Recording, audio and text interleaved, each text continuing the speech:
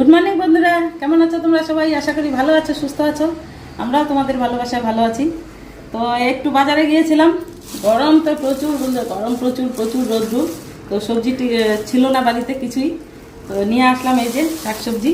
এখানে নিয়েছি গাজর, আর এই যে কাঁকরোল, করলা, টমেটো, এগুলো নিলাম এখানে। আর এই যে কচু নিয়েছি। এই গাটি কচু খেতে আমার খুব ভালো লাগে। এই গাটি কচু নিয়েছি। এখানে নিয়েছি পটল, আর একটা নিলাম পেঁপে। এই যে পেঁপে নিলাম একটা। এখানে কাঁচা লঙ্কা, আর নিয়েছি ভেন্ডি 1 কেজি। এখানে 1 কেজি নাই, 700 আছে। আর নিয়েছি এই যে একটা মোচা, নেবো না, দাদা জোর করে দিল। এই যে মোচা একটা। তো এইসব তরকারি নিয়ে আসলাম। 2 দিন তো চলবে।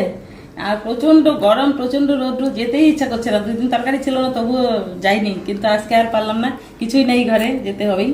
তো এগুলো নিয়ে আসলাম। এখন রান্নাবাড়ি করবো, স্নান টান করবো, রান্নাবাড়ি করবো। তো টাটা।